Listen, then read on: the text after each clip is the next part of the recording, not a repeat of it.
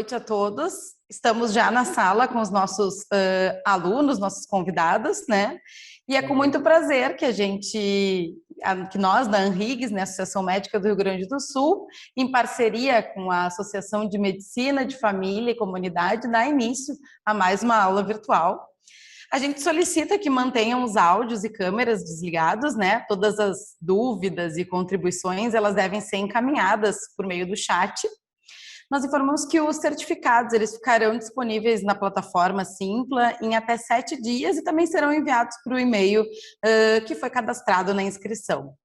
Essa aula ela tratará sobre as arboviroses urbanas, que são viroses endêmicas no Brasil, diretamente ligadas à disseminação das populações do Aedes aegypti, principal transmissor de doenças com nomes já conhecidos, como a dengue, chikungunya e zika. Além da prevenção e combate à proliferação do mosquito transmissor, a atenção primária à saúde ela precisa estar preparada para o manejo dos pacientes e organização das demandas ascendentes. Para elucidar-nos sobre o assunto, a gente vai contar com a presença da doutora Cíntia Bastos Molina, médica de família e comunidades e diretora do Centro Estadual de Vigilância em Saúde, SEVES-RS.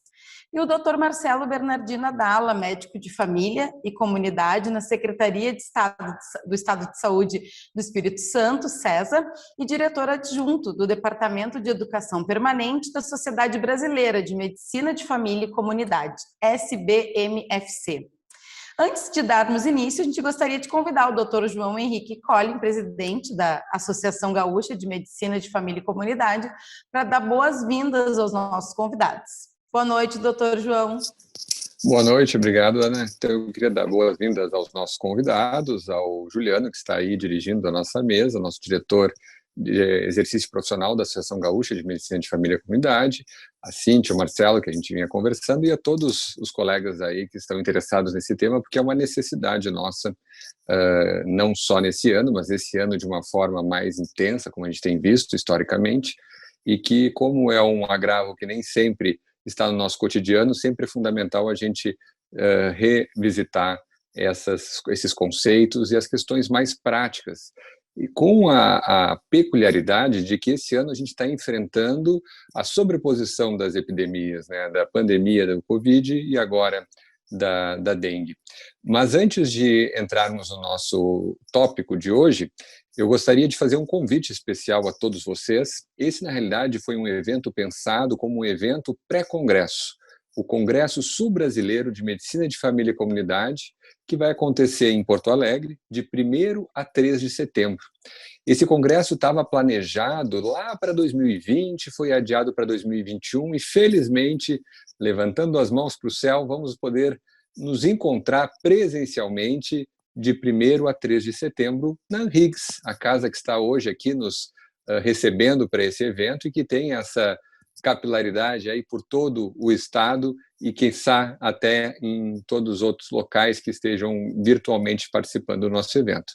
Então, estão abertas as sugestões de temas para o congresso, as inscrições devem reabrir até o fim de semana, a gente está ainda fechando ali detalhes do site, mas que já está no ar. Sul Brasileiro MFC é o site 2021, Sul Brasileiro MFC 2021, está ali embaixo na imagem aí piscante, e com isso eu queria então convidar todos vocês a fazer parte, tanto na construção desse nosso congresso, quanto na participação lá em setembro. Eu, inclusive, já comuniquei aqui os nossos expositores que, na sequência, aí, durante o evento, eu vou precisar justamente ir para uma reunião de organização do congresso, mas depois eu busco aí a gravação e completo aí a minha atualização. Pessoal, um bom evento a todos, devolvo a palavra aí para o Juliano agora, então, assumir aí os trabalhos.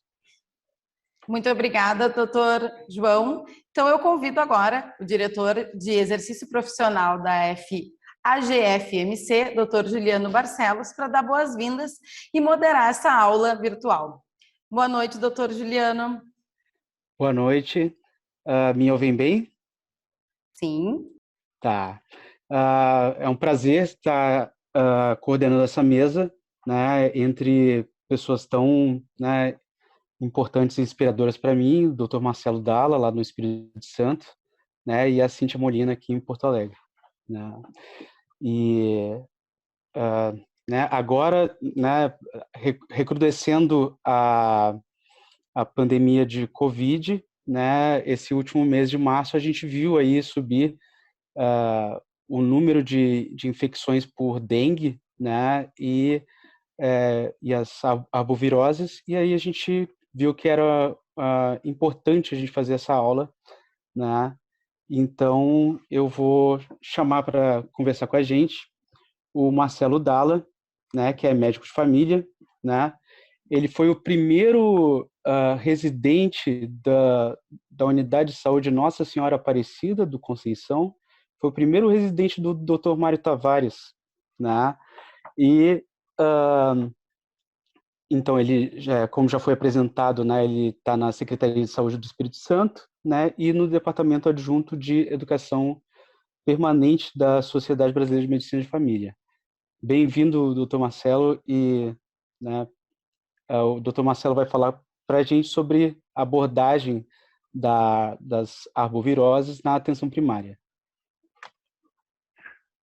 Obrigado pelo convite, eu muito feliz aí, porque eu já fui associado da Henriques também, agradecer a Ana Carolina, e ao João e ao Juliano da Associação Gaúcha, né, de Medicina de Família e Comunidade.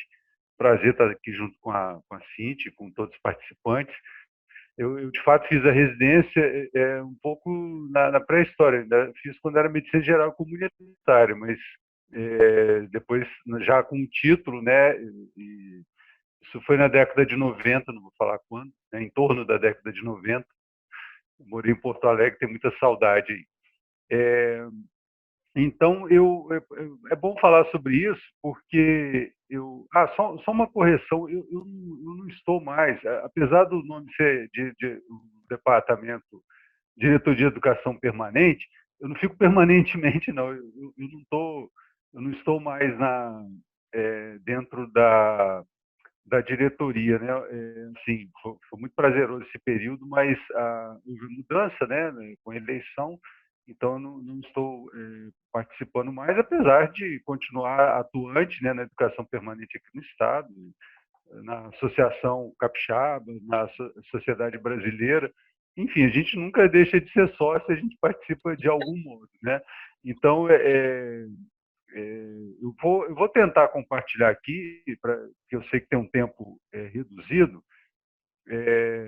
Vamos ver se dá certo aqui. Ok. Vocês precisam me habilitar aqui para eu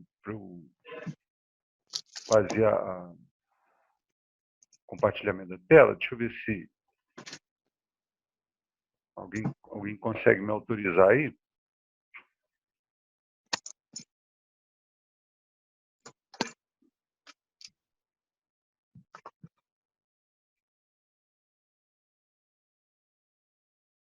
Acho que agora vai. Opa! Vamos lá, deixa eu ver aqui. Uhum.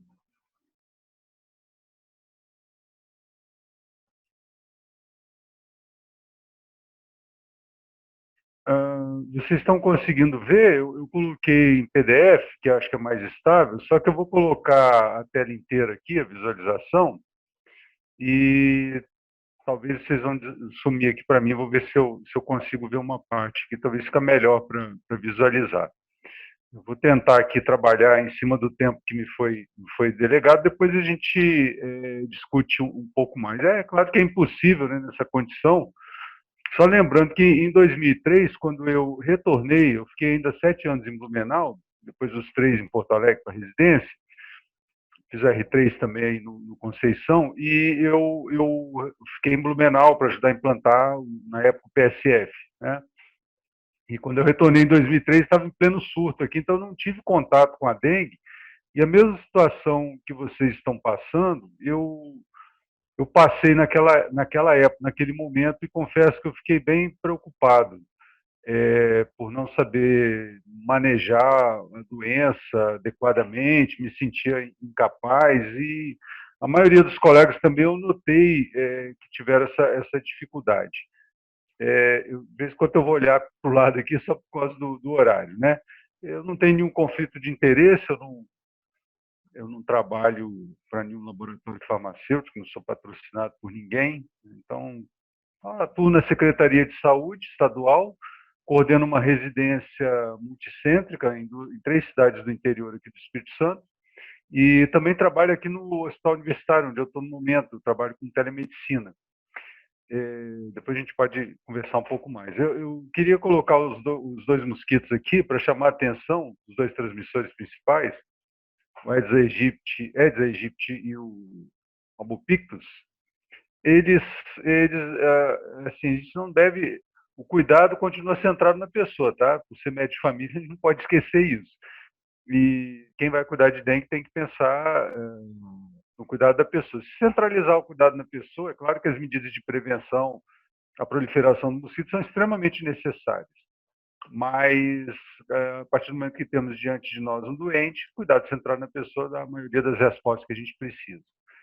Então, o que nós vamos falar? Assim, a classificação e manejo, uma reclassificação de risco, sinais de alerta, diagnóstico diferencial, conduta, breve informação sobre repelentes e algumas sugestões para vocês que estão passando pelo problema. Bom, eu queria chamar a atenção, não tem como eu diminuir mais aqui, mas, por favor, encarecidamente, esqueçam tudo que eu falar aqui, por favor, e leiam o manual. Os manuais. São o manual de manejo, por favor, é muito bem escrito.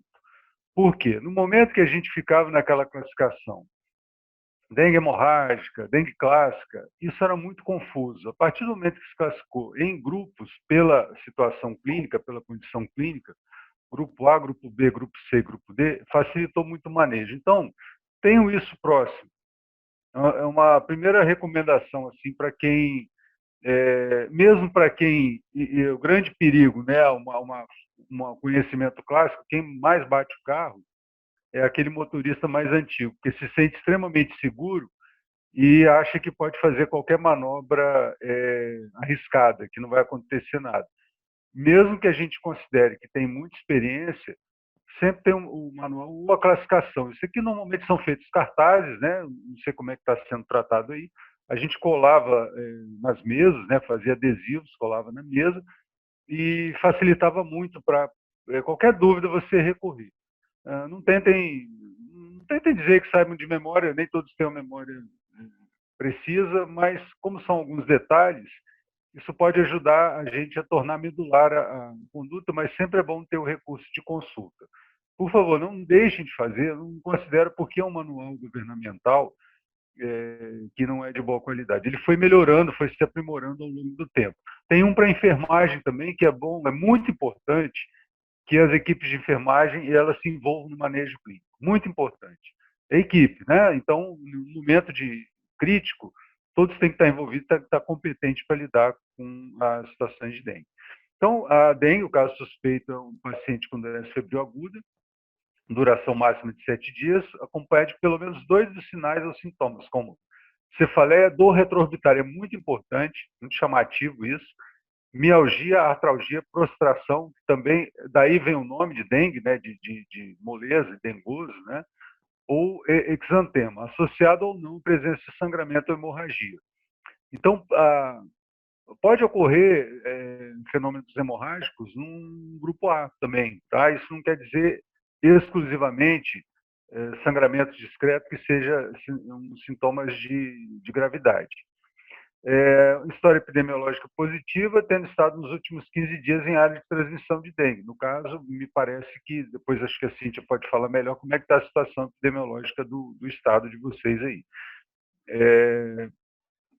Ou que tem a presença do Aedes aegypti. Também pode ser considerado caso suspeito a criança proveniente ou residente em área endêmica que apresente quadro febril, sem sinais de localização da doença ou na ausência de sintomas respiratórios. Então, isso é muito importante no diagnóstico diferencial.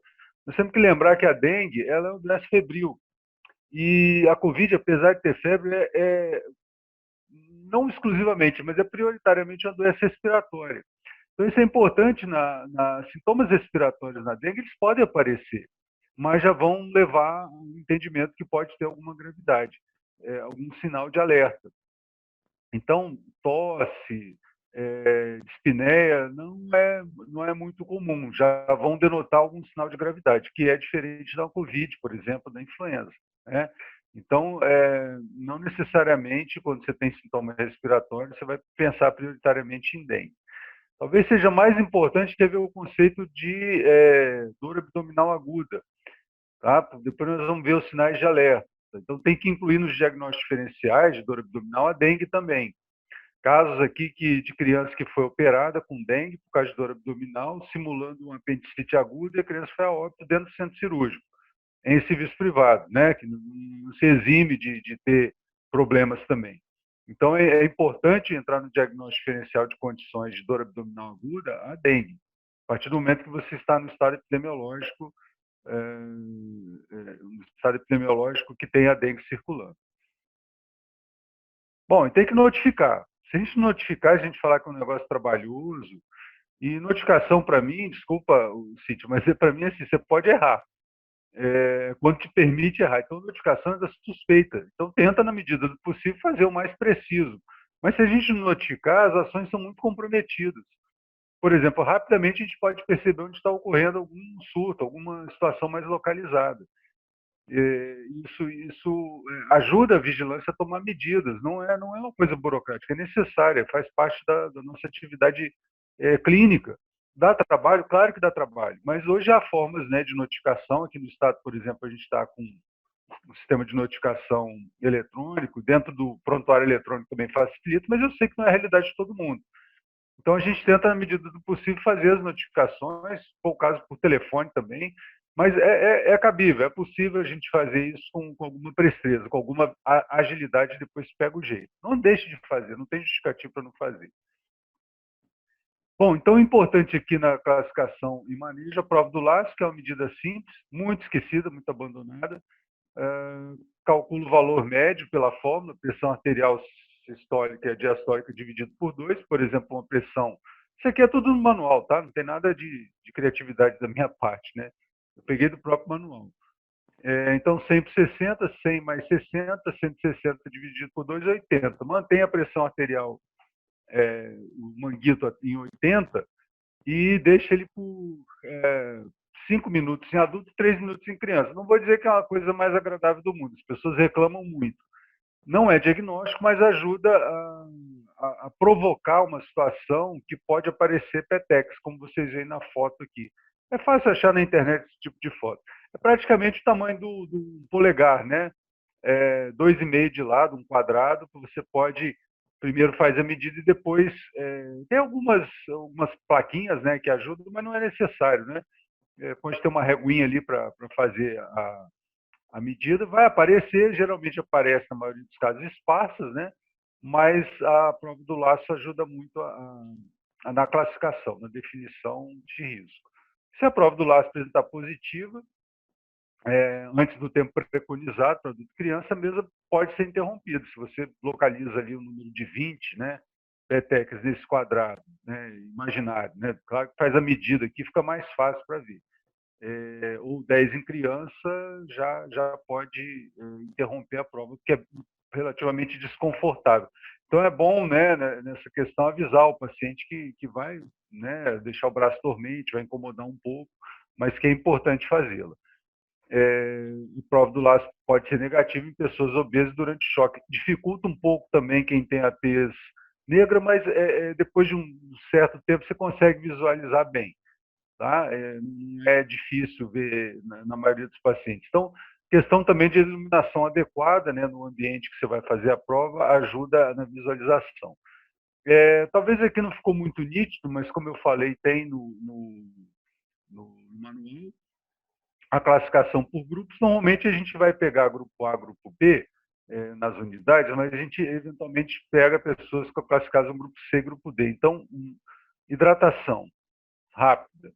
Mesmo que a gente vá encaminhar, não deixe de hidratar, não percam tempo, hidratem.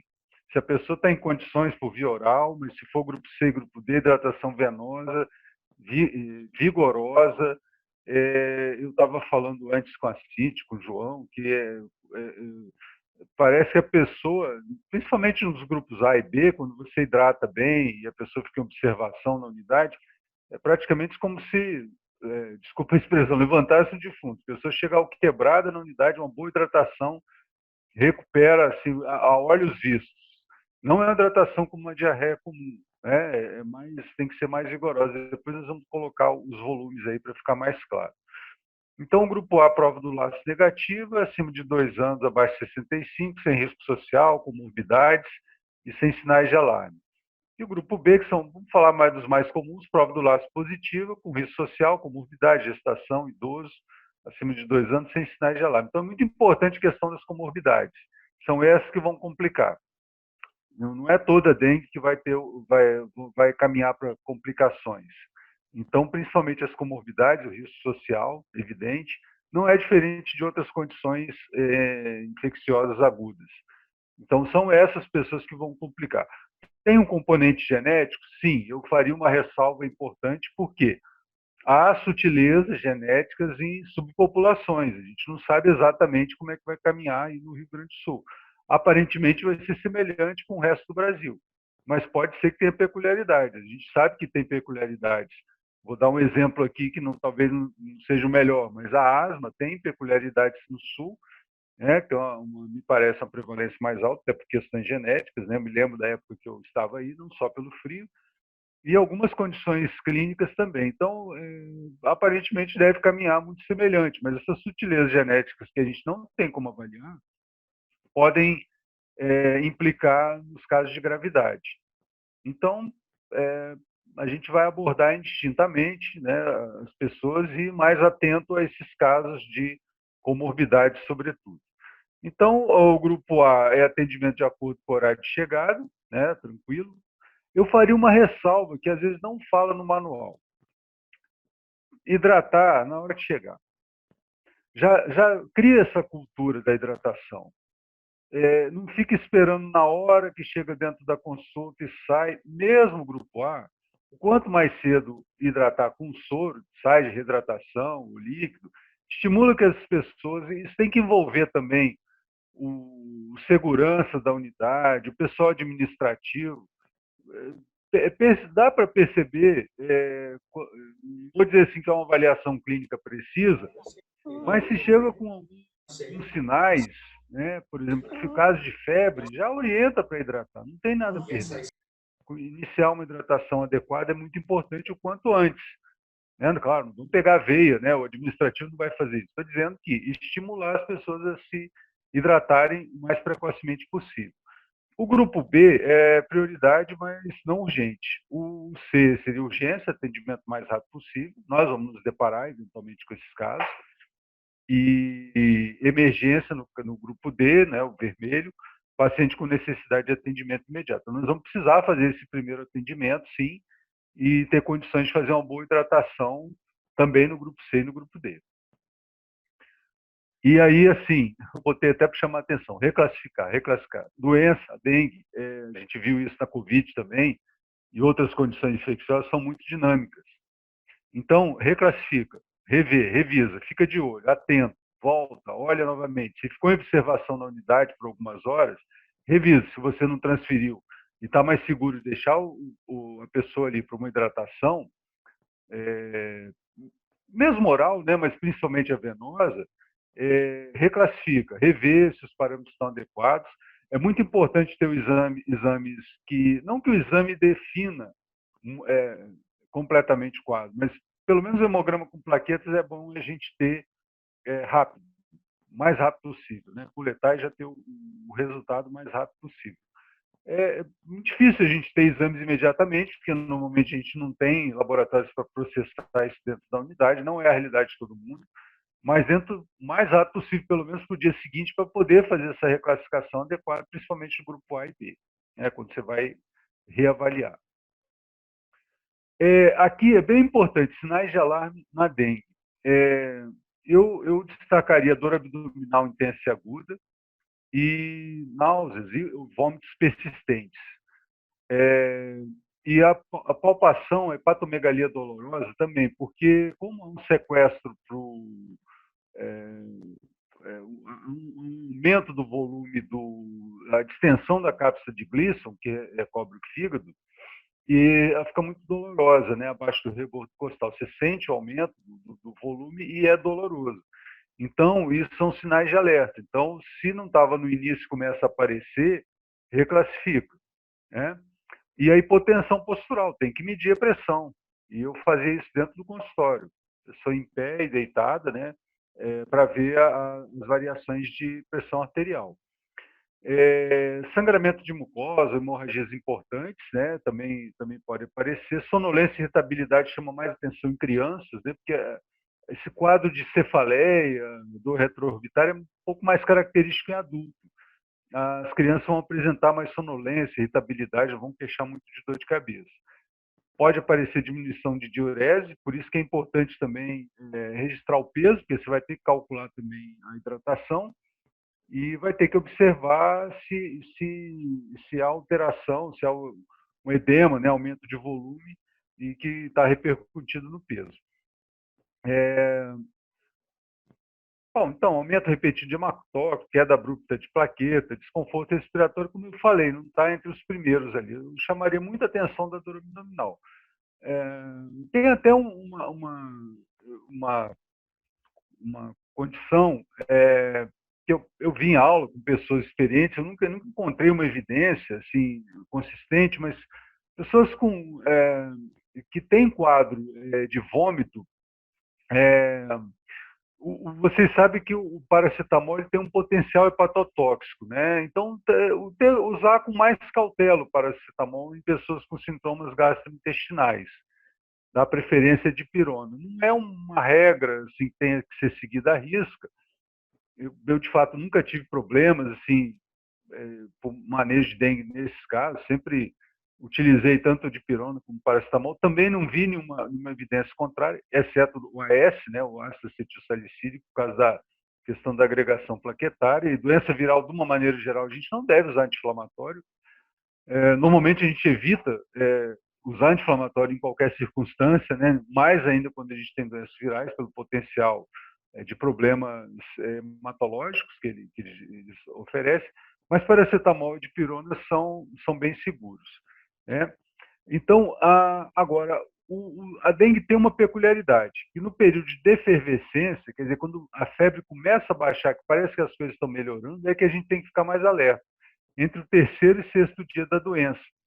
O quadro clínico parece que está melhorando, parece, né, que a febre está baixando, e é quando podem acontecer as complicações por uma característica imunológica desencadeada pelo arbovírus. Então, muita atenção, assim, a aparente melhora e, mais ainda, os fins de semana. Então, às vezes a gente recebe o caso na quinta ou numa sexta-feira, tem que ficar atento a esse período de efervescência que pode ocorrer nesse interstício aí que vai pegar o fim de semana. Então, relatar bem, escrever bem, se tiver prontuário eletrônico, relatar isso, né, com todos os detalhes como que a pessoa está se sentindo. Se for prontuário em papel, fazer por escrito mesmo. Dá trabalho, sim, dá trabalho, quando é por escrito, facilita muito o prontuário eletrônico, mas a gente precisa colaborar com um colega que está no PA, que não viu o caso anteriormente, mas com as informações adequadas. Tem o cartão da dengue, né, que é um recurso muito interessante em papel, que a gente pode anotar as informações básicas ali, que ajuda muito o colega que está no serviço de plantão, que, como eu falei, não viu o paciente no primeiro momento.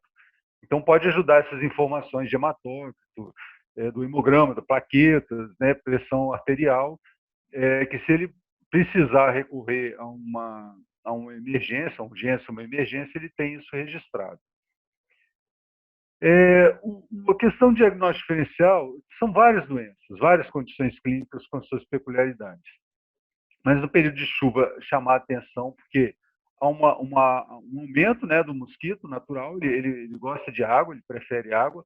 Eu falo que ele é o alien, né, porque ele tem uma capacidade de adaptação impressionante. A gente fala que ele se cria em água limpa prioritariamente. Hoje é possível encontrar criadores de mosquito em água não tão limpa. Ele ainda não conseguiu se adaptar em água salina, né, em ambiente salino, com muita salinidade, e que tenha terras também que tenham muito enxofre, né?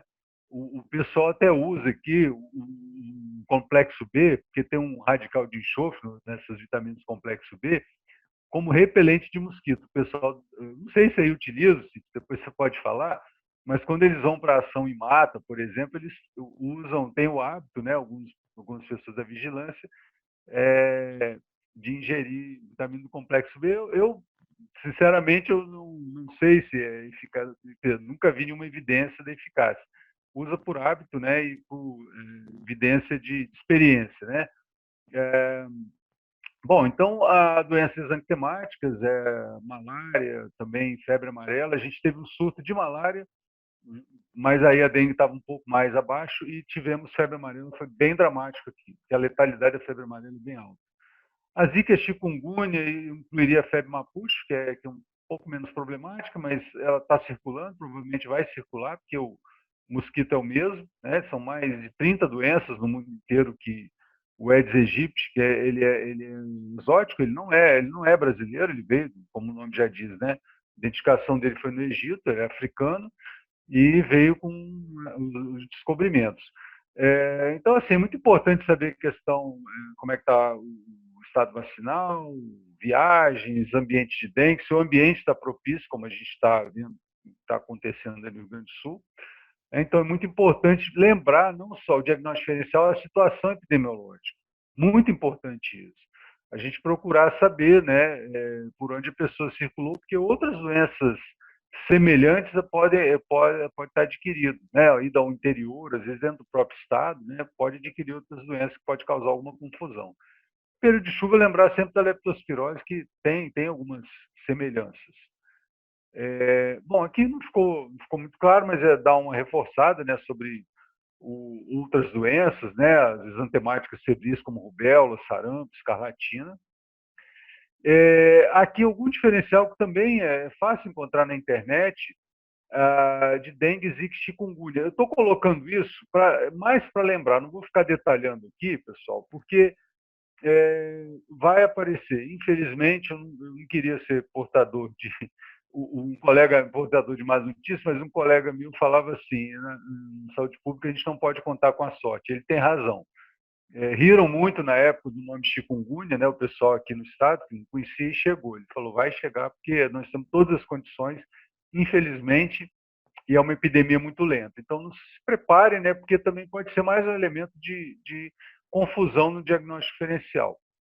Né? Mas as características a gente pode olhar aqui, né? Talvez a coceira seja um diferencial na zika, né? As alterações de pele, chikungunya mais as dores articulares, osteoarticulares prolongadas, incapacitantes. A dengue tem todas essas características, mas mais o quadro febril, né, a cefaleia, dores pelo corpo, prostração, que seria a característica mais comum.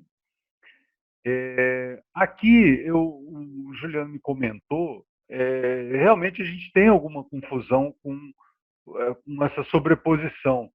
Então, por exemplo, a febre, no coronavírus H1N1. Por exemplo, as alterações de pele são relativamente comuns na dengue, mas não são tanto no novo coronavírus, no H1N1. Né? Dor de garganta e outros sintomas respiratórios não vão aparecer muito na dengue, como eu falei. Estou colocando em linhas gerais, né? Pode acontecer? Pode, mas aí já vai induzir algum sinal de gravidade. A pessoa pode ter dengue e Covid? Sim, pode, mas houve uma discussão, eu não sei se isso chegou a ser aprofundado, que, de certa maneira, a dengue gerava uma certa proteção ao contágio pelo coronavírus. E isso merecia mais estudo. Eu estou falando aqui porque isso foi levantado, né, em alguns casos que pode ter ocorrido, mas é uma casuística muito baixa, não dá para a gente afirmar. Mas entende? Então, a dengue, poucos sintomas respiratórios. A doença febril. O novo coronavírus também tem febre, né, a Covid, mas geralmente nós vamos ter mais sintomas respiratórios. A medicina é cheia de exceções, né? Então a gente tem que tomar cuidado porque pode aparecer, sim, situações diferentes. Bom, o volume de líquido é calculado. Eu centrei mais na questão da hidratação. 80 ml por quilo por dia é muito líquido, 6 litros, né, num adulto de 70 quilos, é muita água. Eu ponho isso na prescrição, do jeito que está aqui, eu copiei e colei na minha prescrição, como eu tinha a possibilidade de ter isso no prontuário eletrônico, então eu fazia uma colinha no prontuário para já deixar a prescrição pronta. Então, explicar que não é só o soro caseiro, mas chá, água, o que a pessoa tem mais preferência, né, para a hidratação oral. E fazer essa distribuição ao longo do dia, né? Então, período da manhã, 1 litro de sais de reidratação oral, 2 litros de líquido caseiro. O líquido caseiro tem que explicar o que é, né? Então, se falar líquido caseiro, a pessoa pode não entender muito bem. Então, escrever água, suco, chá, o que puder, né, que a pessoa tenha preferência. No período da tarde, meio litro de sais de reidratação oral, 1,5 litro de líquidos caseiros, pode variar um pouco, né? Isso aqui é uma média para um adulto de 70 quilos. Não interromper a alimentação durante a hidratação, mas administrar de acordo com a aceitação do paciente, porque fica muito desconfortável a alimentação, né? As crianças também, hidratação de forma precoce, com sais de hidratação oral, pode colocar alguma coisa para dar sabor também, que ajuda, né, na ingestão. As crianças são um pouco mais difíceis, adultos também, né, mas crianças um pouco mais para aceitação de líquidos, então pode lançar mão de outras formas de hidratação oral.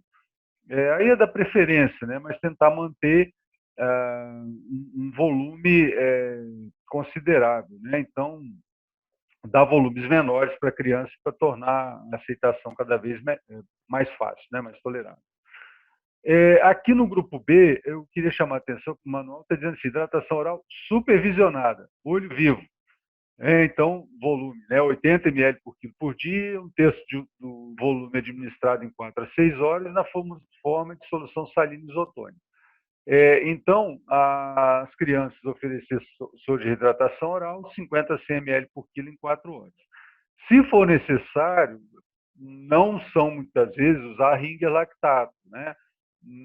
Para uma expansão mais rápida. Nunca, não vou dizer nunca, né? Poucas vezes a gente teve necessidade de fazer ringer lactato. Soro fisiológico costuma resolver muito bem. Né? Em caso de vômito ou recuso da hidratação do soro oral, partir para a hidratação venosa. Não vacila. Não vacila porque é muito rápido a desidratação, mesmo em caso do grupo A, e isso pode complicar. Grupo C e D, só para chamar a atenção, pessoal, já quase terminando aqui, os pacientes devem ser atendidos inicialmente em qualquer nível de complexidade e hidratação venosa rápida. Eles têm os volumes, né, que a gente pode fazer, o reporta de novo o manual. Mesmo quando você vai fazer uma transferência, nem sempre ela é tão rápida. Então, a gente iniciar a hidratação venosa, de preferência, prioritariamente, a venosa rápida, para o paciente ser deslocado em melhores condições. Não perder tempo com isso, não ficar esperando chegar até o PA para começar. E não ter medo, né? A hidratação realmente ela é benéfica. Ela é muito benéfica, a resposta é muito adequada. Aqui é só para mostrar, assim, na verdade era para dar um exemplo de uma prescrição, mas eu não encontrei que eu tinha feito, eu achei uma prescrição de repelente de insetos, né? Para já deixar pronta, mesmo que a gente escreva muito, colocar as orientações de uso, não achar que é trabalho, deixar relativamente pronto, para quem tem prontuário eletrônico que é mais simples, mas pode fazer impressos, né, e colar na prescrição, uma forma que achar mais adequada e mais simples, mas com as orientações, por exemplo, uma simples palavra, líquidos caseiros, a pessoa pode não entender o que é. Então, explicar, esmiuçar isso, e deixar claro que a pessoa tem que estar bem hidratada. Aqui é só um quadrinho sobre repelentes, né, que é importante, que a duração, o uso em gestantes, né, então isso também tem disponível, depois a gente pode passar para vocês. E algumas sugestões. A abordagem que uma colega minha fazia, que eu acho muito interessante, infecto, mas tem um olhar muito adequado para a atenção primária, sentava lá na madrugada, quando fosse, com os profissionais que estão no pronto atendimento, para tirar dúvidas sobre dengue. Ela ia em loco, né? Então, isso ajudava bastante e também em algumas unidades de saúde quando era necessário. Então, esses 15 minutos com a dengue era uma medida rápida de educação para poder tirar dúvidas em loco. Então, no plantão, você consegue, num PA, consegue atender, capacitar muita gente. A unidade talvez seja um pouco mais difícil, reforçando a questão de classificar e reclassificar, não ter vergonha de fazer, porque a gente precisa ter um diagnóstico fechado. Tem que entender que é uma condição dinâmica, que ela muda mesmo, que ela evolui ou involui, pode migrar, principalmente no terceiro ou sexto dia. Hidratação adequada, dá volume mesmo, não ter dó, tem que fazer um volume adequado, com aquelas restrições de hidratação que a gente já sabe, né, paciente de insuficiência cardíaca e outros mais. Começar a hidratação na chegada, como eu já falei. A gente chegou num ponto aqui que usou cadeiras de hidratação, essas cadeiras do papai, não sei se vocês têm na unidade, não tinha maca para colocar. A gente usava o auditório, que tipo, só tinha na unidade, nem todas têm. Na recepção, colocava para hidratar. Na recepção, colocava a pessoa sentada ali na cadeira, um pouco reclinada, e mandava ver na hidratação. Então, ampliar esses espaços, que você ficar esperando, qual o espaço adequado, tem que ter maca, tem que ter consultório, e a pessoa se desidrata muito rápido ali. Então, usar os espaços que tem, né, dentro da privacidade, que for possível, utilizar o recurso que a gente tem disponível, de espaço e para hidratação, não perder tempo. Incluir redes privadas e filantrópicas nas capacitações,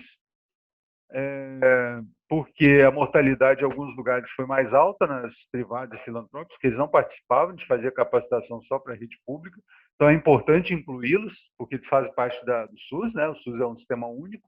Então, é importante incluir essas equipes também, porque eles vão se deparar com casos de dengue eventualmente. Então, aqui as referências, alguns vídeos que eu acho muito bons, né? Essa minha colega Tereza Cardoso, que eu acho que ela é um excelente, o Talib também, que são infectologistas, mas que tem um carinho com a atenção primária. Essa web aula aqui que eu gostei, da Tainá Corrêa, do Teleeduca Mato Grosso, que achei interessante, peguei algum material dela também. E as referências, os manuais do Ministério, né, para dengue, manual de enfermagem, que vai ser bem útil. Então, aqui meus contatos, espero ter, acho que passei um pouquinho do tempo, peço desculpas aí, e depois a gente pode debater um pouco mais.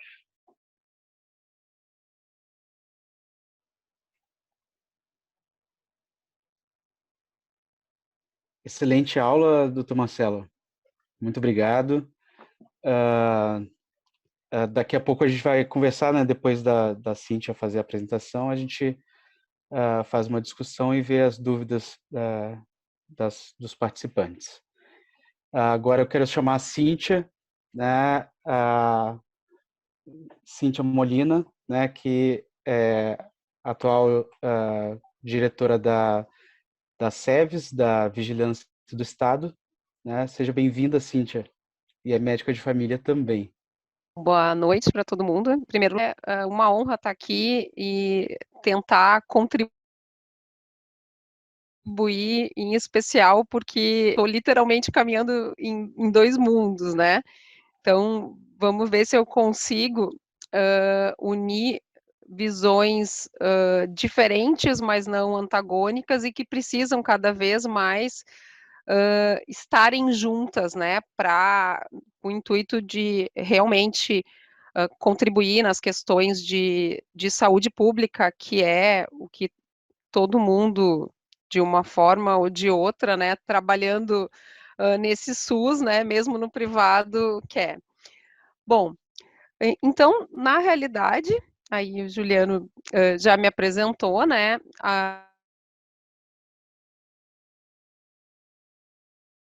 eu vi o que conflito de interesse. Quando eu recebi o convite para atuar no SEVES, foi um convite técnico, né? Então, em relação a isso, defendo uma linha de governo que eu concordo, mas me sinto isenta tecnicamente.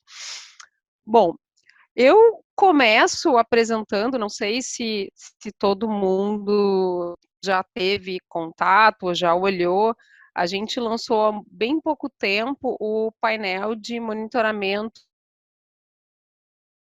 das arboviroses, né? Esse de um trabalho de um grupo grande, né? Que tem como objetivo exatamente tentar deixar as informações mais disponíveis e cada vez mais acessíveis, tanto para a população quanto para os profissionais de saúde. Acho que numa situação exatamente como a do nosso estado, em que veio a dengue e o próprio Aedes vieram aumentando, o hábito de olhar boletins ou ter noção das doenças que são mais prevalentes e mais recorrentes aonde a gente está atuando, é algo que tem que virar rotina, em especial quando se está no início de carreira, né? Ou quando se mudou para uma nova região, para que não corra o risco do profissional ser surpreendido. Então, isso são dados importantes e aí aqui tem os acessos à disposição. Então, esse painel ele mostra as doenças especificamente, os municípios infestados, tem link para os boletins, a gente está completando cada vez mais, né? Dá para olhar a série histórica,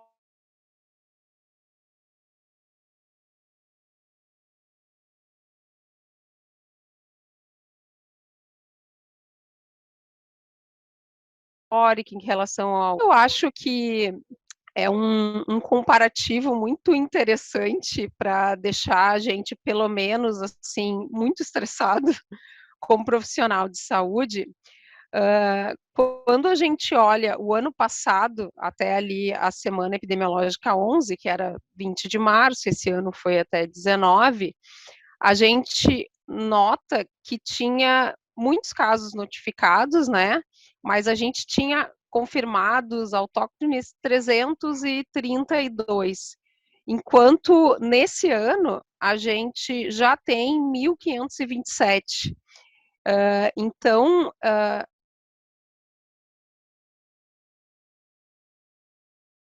é um aumento, uma pessoa de uma cidade entrou em contato comigo e começou a contar do que estava acontecendo no município. O primeiro questionamento que eu me fiz foi assim, será que não tem influenza junto? Será que não tem que investigar outra doença? Com a velocidade que expandiu, assim, tanto que a gente sentou com os técnicos e eu falei, vocês estavam esperando isso mesmo? Essa ideia, essa velocidade tão rápido, porque foi muito, muito rápido em alguns locais, né? Então, essa noção, ainda que não seja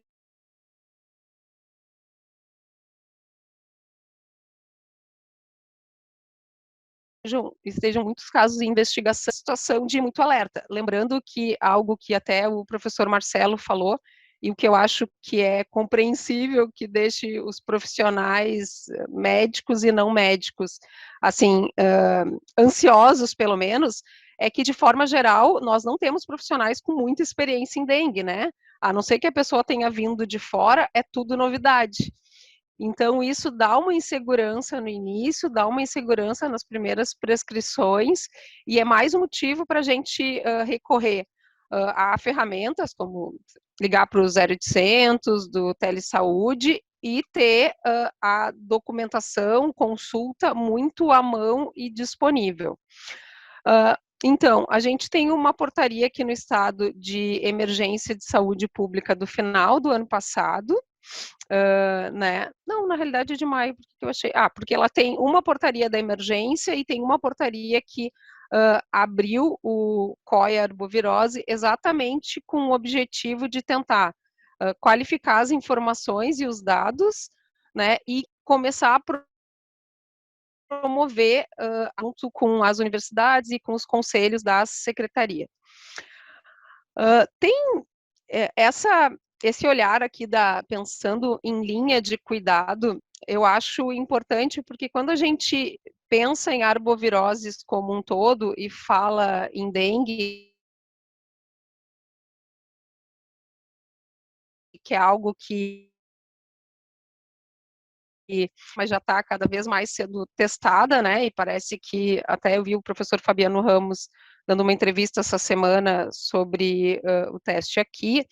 A gente tem que lembrar que a vacinação da febre amarela, ela está disponível, né, tem alguns casos específicos ali de pacientes para ter cuidado, mas é cada vez mais importante nesse momento que a gente está vivendo, que os profissionais de saúde, né, sejam ativos em relação à recomendação da vacina, e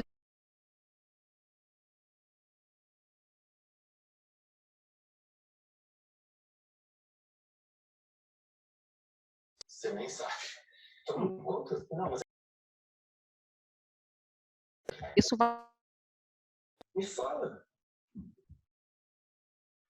vale para todas as tudo vai voltar a ser como era antes, viu? vacinas. 9 meses seria não, mas que as pessoas, os médicos recomendam que ela seja tomada mais tarde. Agora, cada vez mais é um momento de que vale a gente estimular, que a gente tem vírus selvagem na nossa volta, né? A outra questão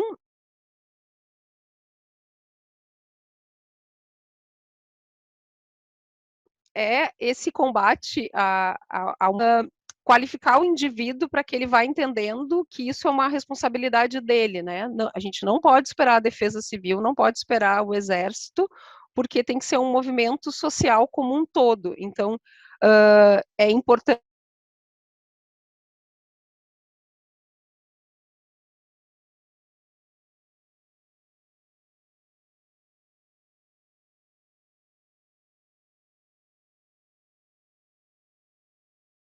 que o profissional de saúde, e eu não estou falando de culpa, né? Existe a responsabilidade em cuidar na sua volta para que não haja efeito de proliferação. E eu gostei ali do Alien, do professor Marcelo. Eu costumo dizer que o Aedes, ele é a versão doméstica do mosquito, né? Então, ele está muito adaptado ao ser humano, e quanto o ser humano for modificando, ele vai modificando junto, porque a gente é a preferência dele.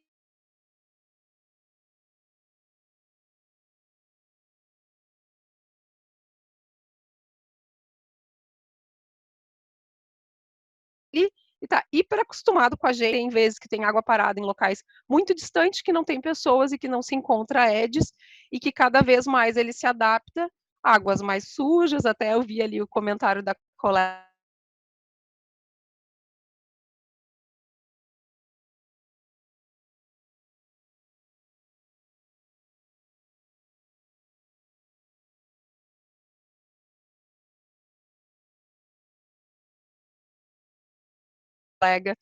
a gente de endemias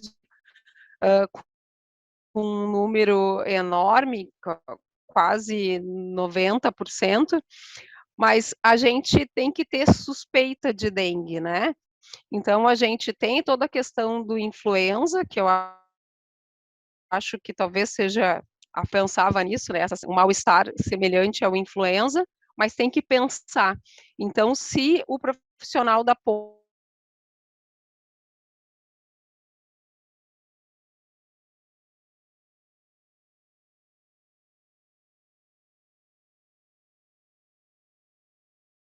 não tem dengue, chikungunya, o paciente que a gente vai mandar reavaliar em 24 horas, em 48 horas, você tem uma vida. Então, pensar e lembrar disso para fazer esse diagnóstico oportuno é uma questão. Outra questão que a gente precisa estar atento com esses aumentos abruptos de caso, é pensar também na questão de recursos, né? Então, se nós estamos falando de líquido, todo o cuidado em relação a conseguir ter um estoque, digamos, de soro, de reidratação oral, de soro para hidratação venosa, é o profissional de saúde, também da atenção primária, não só o médico, a enfermeira, e enxergando que para esse paciente que está na nossa frente, tem todo um cuidado que a gente tem que ter com ele, né? Pensando na medicina centrada na pessoa, mas para garantir que ele consiga seguir toda essa linha de cuidado, toda a engrenagem tem que funcionar. Se a engrenagem não funcionar em algum lugar, a vida dessa pessoa está em risco. Então, é importante que, eu sei que é corrido e que dá trabalho, que nem o professor Marcelo falou, mas dentro do possível, a gente tentar entender se essa rede, se isso na nossa região já está bem estabelecido, ou pelo menos provocar para que isso aconteça, é muito importante, porque garante que esse paciente consiga fluir nessa linha de cuidado e que, de forma geral, ele tenha um atendimento melhor, né? Então, dentro da cada, né, nível tem aqui a sua ação, mas então é importante saber, né,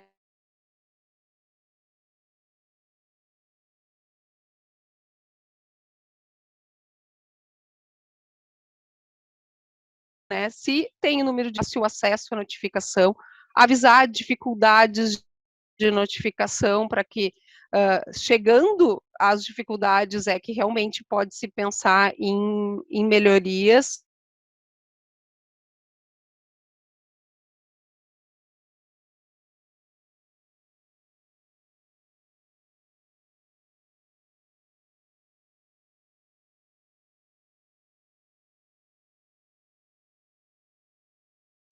Né? E comissão de combate à arboviroses, uma das ações que, a partir do momento que a gente tem muitas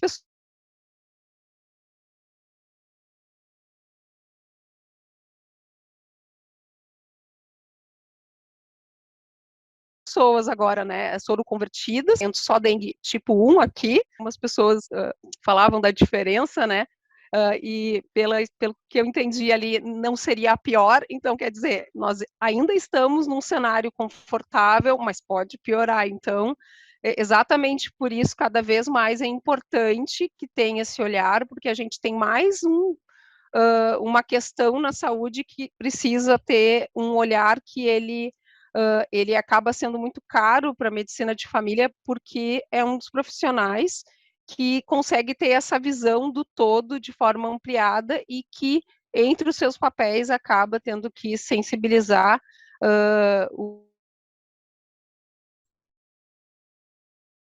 Doutora os que estão à Cíntia? sua volta sempre que possível. Sim? Oi, é a Ana. Sim? Oi. Doutora Cíntia, o seu áudio ele está um pouco falhando. Quem sabe se a senhora tentar descompartilhar a tela para não carregar tanto a internet e daí talvez fique mais fácil o seu áudio funcionar. Deixa eu ver se melhora. Vou ver se melhorou.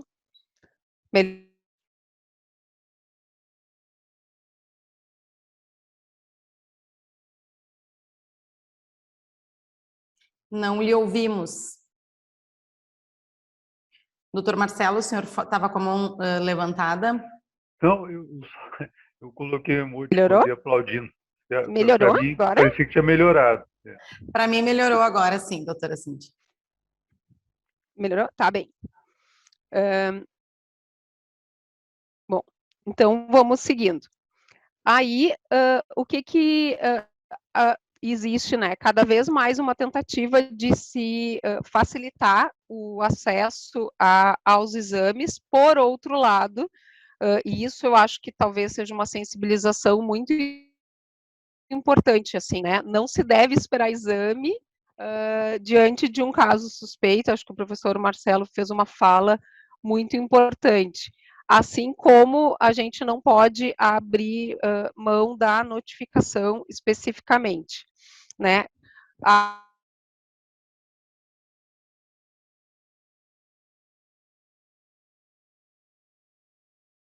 Acho que, dentro do possível, a gente tem que, no nosso entorno, que sejam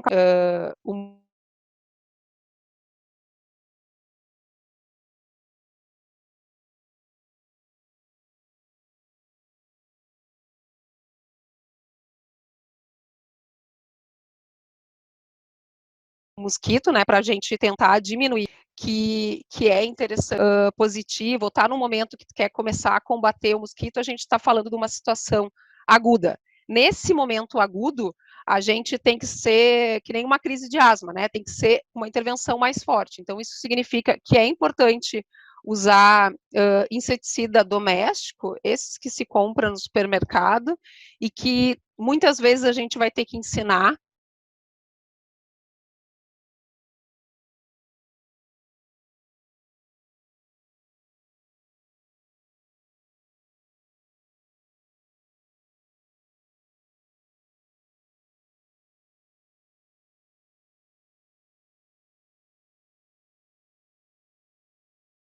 as pessoas a colocar ou ter escrito um profissional que faça essa orientação, detalhes de cuidados que podem fazer diferença. Oi, agora eu vi ali que continua travando, que para mim não tá estável a internet. Mas esses cuidados que costumam fazer muita diferença, porque muitas vezes chegam questionamentos assim, quanto que eu compro de repelente, né? Mas ainda não se telou as casas. São completamente, dá para substituir? Não, mas telar janelas e ter portas teladas pode ser algo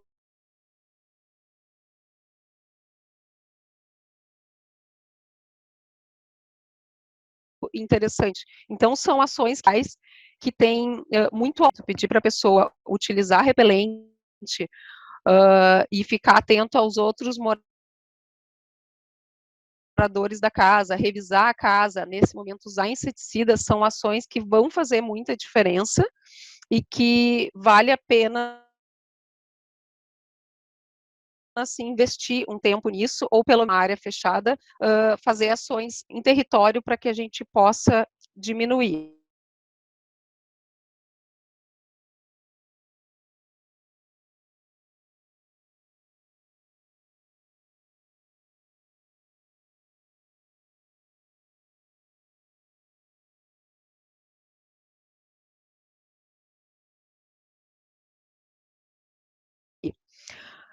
Eu ia no site para mostrar, Ana, tu acha que sim? Oi, Ana, tá me ouvindo? Agora voltou, doutora Cíntia. Tá travando ainda bastante. Eu não sei se tu conseguirias conectar em uma outra rede.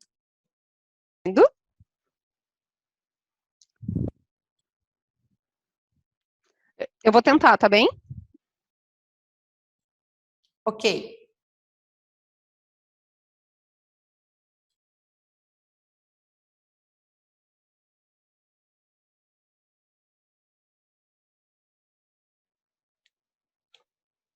Opa, enquanto a Cíntia vai trocando a internet, né, queria reforçar para quem entra depois que o convite do início né, da nossa transmissão, que foi para o Congresso Sul-Brasileiro, o 7º Congresso Sul-Brasileiro de Medicina de Família, que vai acontecer aqui em Porto Alegre, na Anhiggs, entre 1 e 3 de setembro, desculpa.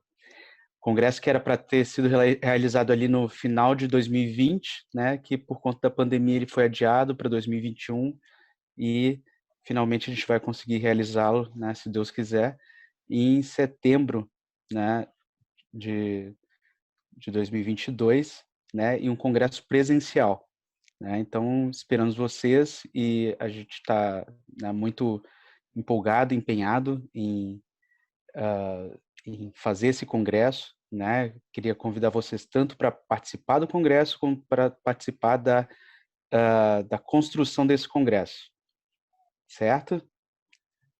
A Cíntia voltou, né? Vamos ver se agora melhora. Olha, agora tá bem, o som tá bem nítido e contínuo. Vamos lá. Pode seguir, Cíntia.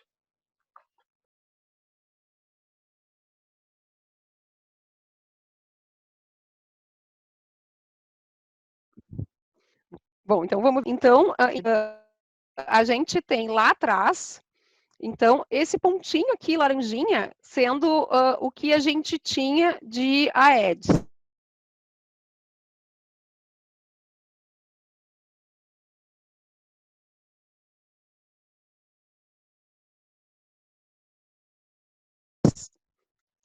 Quando a gente mais uns pontinhos já começa a chegar, a aumentar o número de municípios aqui na região noroeste do estado. Conforme o tempo vai passando, o número de municípios infestados de Aedes, ele começa a aumentar cada vez mais, até que a gente chega no pior cenário que a gente 2022, sem dúvida nenhuma agravado pela pandemia, que dificultou muito o trabalho tanto de agentes de endemias como agentes comunitários, como foco das pessoas, né? Nosso papel não é criar culpados, né? É entender o que está acontecendo para pensar em intervenções, né? Então, isso aqui é um primeiro olhar alarmante quando a gente pensa que qualquer lugar que potencialmente tem mosquito pode ter dengue, basta chegar o vírus, né?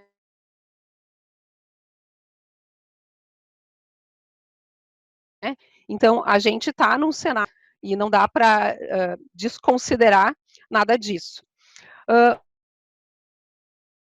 Uma outra questão que quando a gente para olhar, né, é que a gente olhando a questão dos agora tem que esperar carregar, que daí eu notei que realmente está ruim a internet, né? Quando a gente começa a olhar o número de casos, e daí deixa eu ampliar aqui, é bem legal, que dá para olhar bem os municípios, a gente consegue ver então aqui, ó, o total por municípios, o resumo de classificação pelo ano, né?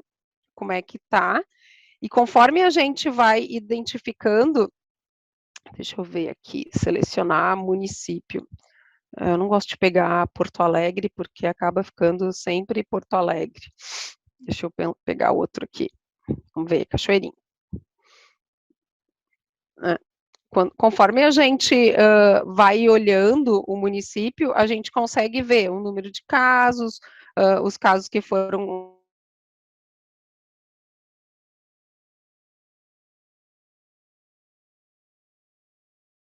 confirmados, o quanto é uma doença que acabam tendo mais risco para casos mais graves, né? Essas pessoas mais jovens, a gente está falando de muito tempo, vamos esperar que elas também tenham vacina à sua disposição, né, no futuro.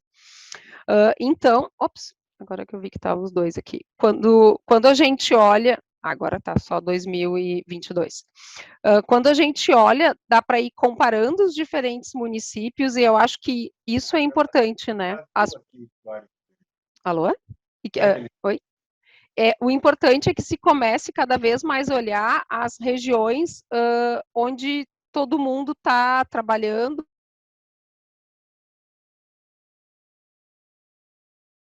ou está agindo para entender o que está acontecendo. Exatamente nessa questão de região de saúde que a gente tem que enxergar essa rede que tem que dar conta desses pacientes. Então, é importante ter todo esse olhar.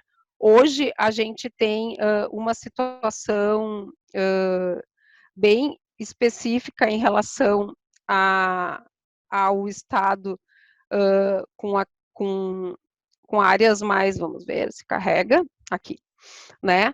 Com esses locais aqui em vermelho, com maior número de casos, mas se a gente parar para pensar naquele mapa que eu mostrei antes do mosquito, né?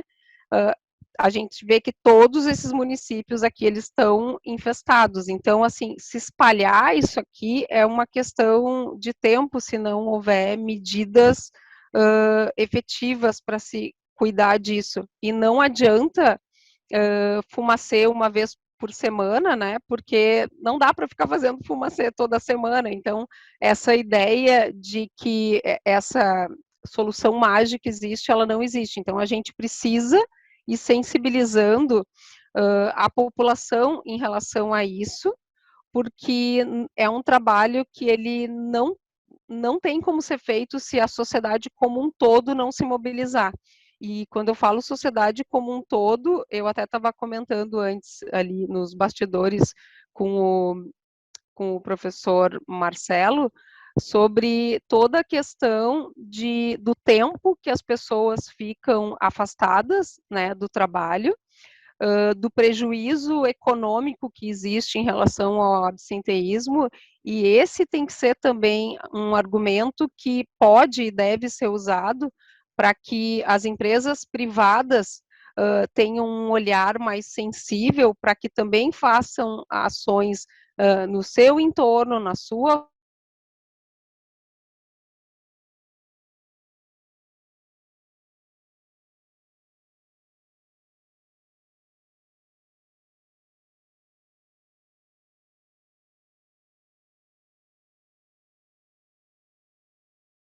volta para que se tenha, que todo mundo se una numa tentativa de combater essa situação que a gente está vivendo.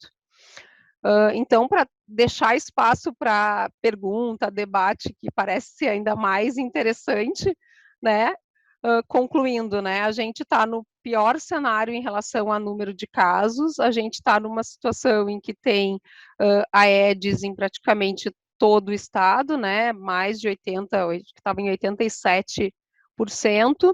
A gente já tem óbitos que estão um confirmado, um excluído, e eu não sei se o terceiro já saiu, mas é uma situação que, para essa época do ano, a gente nunca viveu, né, na nossa série histórica dos últimos 10, 15 anos. Então, realmente, não é uma bobagem a gente estar aqui falando sobre isso agora, é algo que provavelmente vai nos gerar trabalho aí nos próximos meses e anos. Obrigada.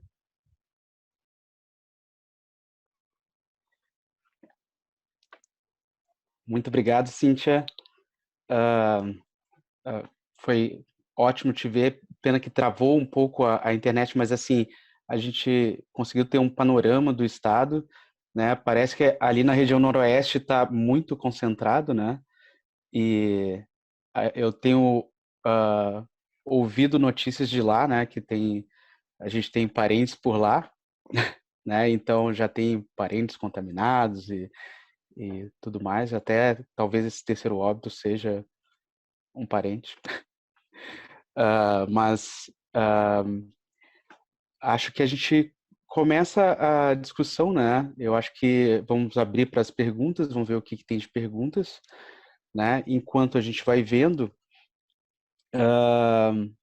gostaria de reforçar aqui, assim, que tu e o Marcelo já colocaram, né? Sobre hidratação, que é um volume, né, absurdo, né? Mas é um volume muito grande e, assim, como tem que ser? Volumosa, vigorosa e quanto antes, né?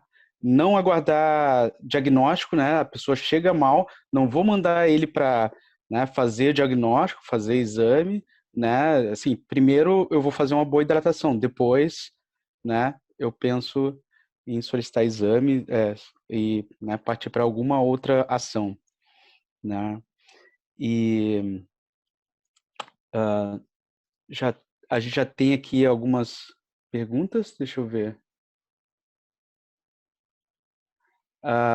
Aqui a primeira pergunta que eu encontrei aqui, que deve ter sido a última, é se a gente tem evidências de uso de inseticidas natural, como citronela e alternativas mais baratas, para orientar em áreas de extrema vulnerabilidade. Posso falar? Pode, Marcelo. Não vou lembrar de cabeça qual a evidência, mas tem. Só faria um alerta aqui, o seguinte, não é botando um sachê, não, aqueles vidrinhos, né, com pauzinho, com essência. É óleo essencial, gente. Não caiam nessa de comprar, botar a folha em álcool, não tira o produto principal, que é repelente natural. Então, o óleo essencial, você tem que, você imagina, tirar, como é que tira óleo da soja? Não é espremendo ela, apertando ela com um limão, né? Existe um processamento químico, né? Ou tem o artesanal também. Algumas lojas, provavelmente vocês podem encontrar aí, mas talvez não tenha nas cidades menores, essa produção de óleos essenciais. Pode ser usado como repelente, sim. Inclusive, não tem muita evidência sobre essas plantas em si, né? Que são repelentes naturais. Há uma ou outra que pode ter algum efeito. Agora eu vou dizer uma coisa, Cíntia, não sei se você tem a mesma informação, mas o mosquito ele é extremamente agressivo. Ele vai, se ele tiver que se reproduzir, ele vai te picar por cima da roupa, vai arrumar um jeito de picar. O repelente é um dos produtos mais egoístas que tem, que ele espanta o mosquito de você e manda para outro, né? Então, a gente não pode, mesmo o repelente, ele não é inseticida, o repelente repele. O cheiro dele, o odor, ele espanta. Algumas pessoas têm isso até naturalmente, assim, imperceptível às vezes, que repele. Tem gente que se colocar a roupa pendurada num lugar mais externo, este mosquito. Tem gente que não acontece nada. Então, o repelente natural tem que ser de óleo essencial. Não caio nessa de pegar, comprar um vidrinho com álcool e esfregar na pele. Não funciona, é volátil, ele evapora. Outra dica também, aqui para nós... Marcelo, mas o óleo essencial, será que a gente consegue com um custo baixo também? Não sei o preço não, mas o custo costuma ser mais baixo do que os repelentes comprados, que já baixou bem o custo. Sim. Aliás, cuidado, né? Eu sei que tem gente aqui que é gestor, né, Cintia? Isso dá um problema danado. Aqui foi um problema a compra de repelente, tá? Na crise ali da Zika foi comprar, deu processo, exoneração de gente aí de cargo político. Então, o negócio dá muito problema, porque você vai comprar um volume grande e tem que escolher bem, né? Mas o custo, pelo que eu me lembro, assim, de cabeça, o óleo essencial ele é mais baixo, mas tem que comprar uma coisa de qualidade, com referência. Não vai comprar na esquina, né? Muito cuidado com isso, que no desespero é o espaço para picaretagem, né? Que o pessoal vai vender coisas que não prestam, tanto para prefeituras como para a gente mesmo comprar. Outra coisa, assim, só para completar, eu tenho que fazer... bem rapidamente, para nós aqui é importante, o que usa primeiro, filtro solar ou repelente? Porque às vezes você tem que usar os dois, né? Então, primeiro o filtro solar, porque senão ele inibe o odor, né, que espanta o mosquito. Primeiro o filtro solar, depois o repelente. Alguns filtros solares têm repelente também, mas isso pode ser importante para a gente de saúde que vai a campo, ou para a gente mesmo, né, os profissionais de saúde que vão a campo. Então, se vai usar os dois produtos, vê o tempo de uso, porque tem aquele quadrinho que eu coloquei, depois a gente pode compartilhar. Primeiro o repelente, primeiro o filtro solar, depois o repelente. Bom, eu, sendo da vigilância, tenho que fazer uma fala autoridade sanitária, né? Não adianta.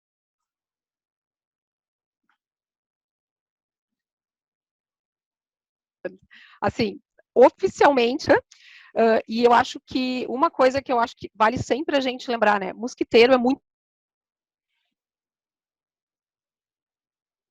Mosquiteiro é muito... Não consegui ouvir. Muito barato, muito mais barato, né? Claro, tem que ter aquele cuidado que pode parecer... mosquiteiro é barato, custo econômico. Tá ouvindo, Juliano? Sim, agora sim. Vamos ver se eu fecho. Então, o mosquiteiro, ele é muito barato, tem que olhar se não fechou o mosquiteiro com um mosquito dentro, né? Então, isso é uma coisa que tem que ter um olhar para isso, que é sempre válido. Concordo plenamente, doutor Marcelo, com usar em cima da roupa, e eu acho que talvez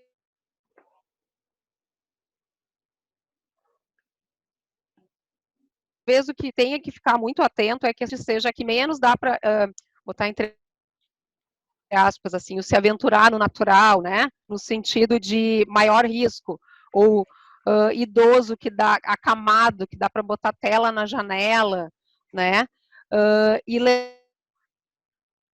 lembrar que mesmo aqueles repelentes, então o repelente tu não pode ligar e fechar a porta, né, o repelente tu liga e tem que deixar uma frestinha, porque ele é repelente, não é inseticida. Então, esses são tão bobos assim, até porque como o mosquito é doméstico, ele vai se esconder, né, embaixo de mesa, no armário, atrás de porta, e ele vai ficar lá bem feliz e tranquilo. Então, esse é um olhar que eu acho que vale para a gente, mesmo que seja matar o mosquito com raquete elétrica, ou com não ter mosquito, né? Lembrando que muitas vezes a picada do Aedes, ela pode, no primeiro momento, parecer imperceptível de tão bem adaptado a gente.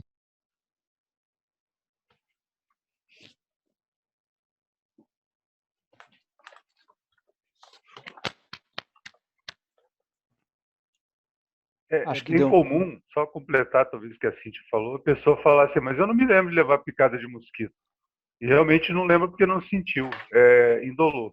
E os horários assim mais perigosos, vamos dizer, são o início da manhã e final da tarde, quando a fêmea está mais ativa, que é a que transmite, Então é o horário que ela pica mais, é o horário que a gente tem que ter mais cuidado, fechar as portas e janelas, se não tiver telado, né? Porque é o horário que eles invadem para sugar o sangue, faz parte do ciclo, né, de maturação.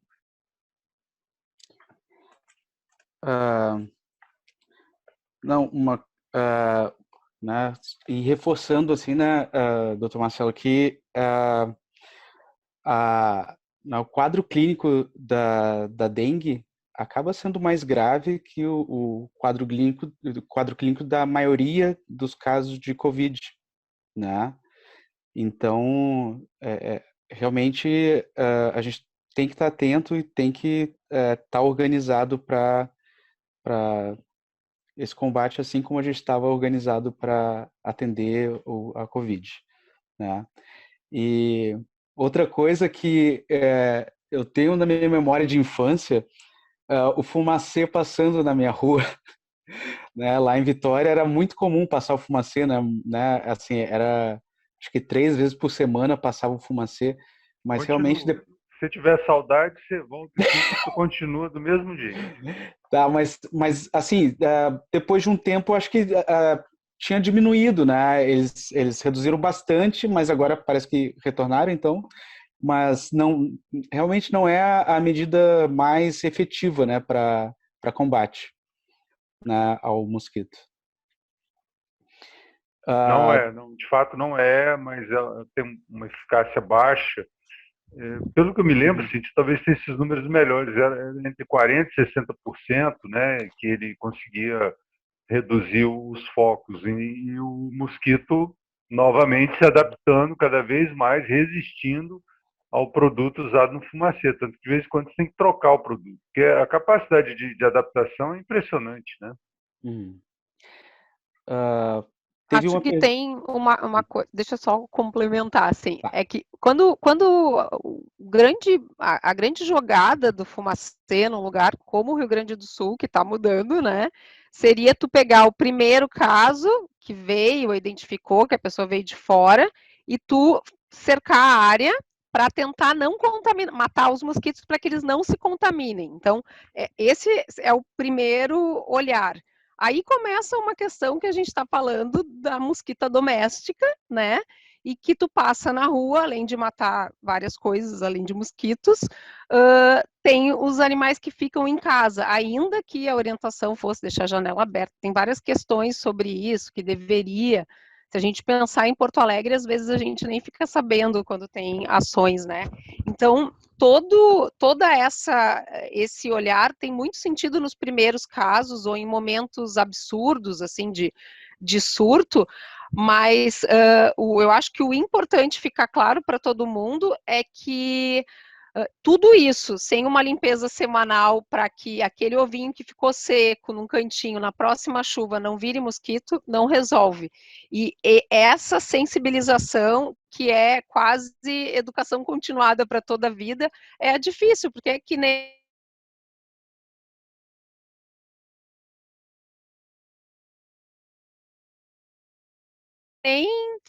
dieta e vai diminuindo a vontade, como o uso de máscara e outras intervenções em saúde.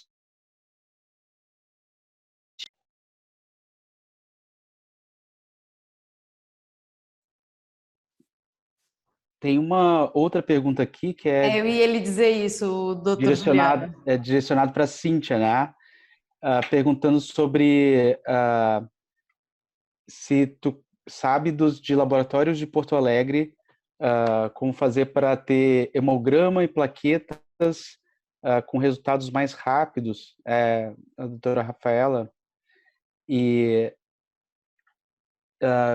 resultados em 24 horas em Porto Alegre, pois os laboratórios conveniados do SUS, né, com a prefeitura, dão resultado bem mais após de um dia, né?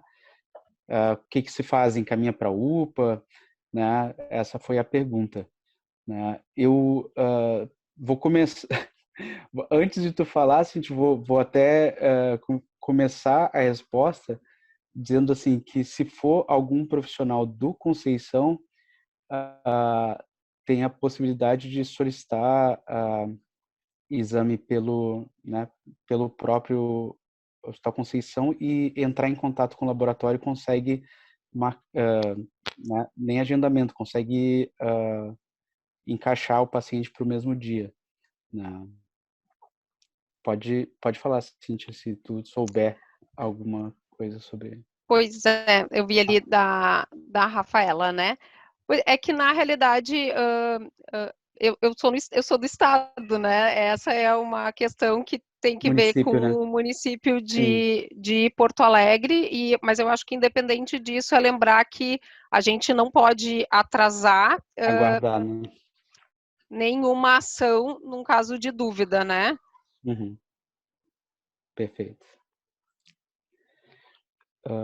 O NS1, pedido pela vigilância, é rodado no LACEN, mas os hemogramas não. Isso só para talvez separar, né? Uhum.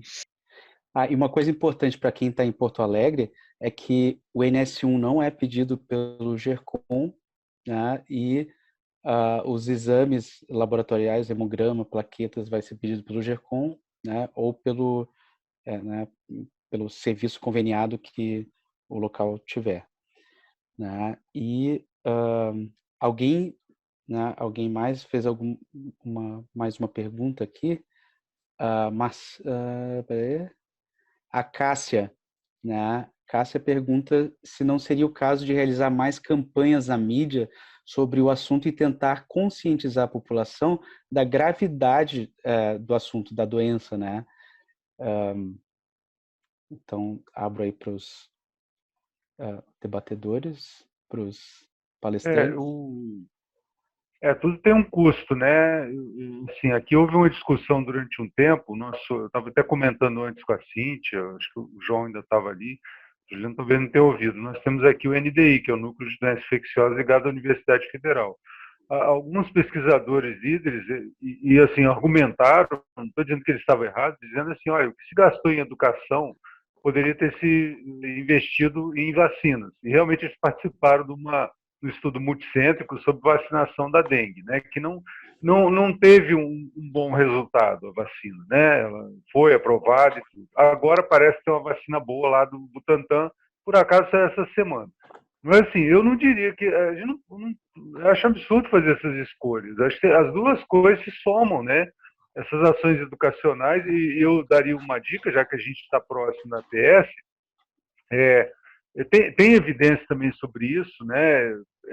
Que mostram que a gente subestima às vezes o poder de influência da criança. Então, o trabalho com as escolas ficou muito comprometido com a Covid, a Cíntia comentou isso, eu concordei com ela.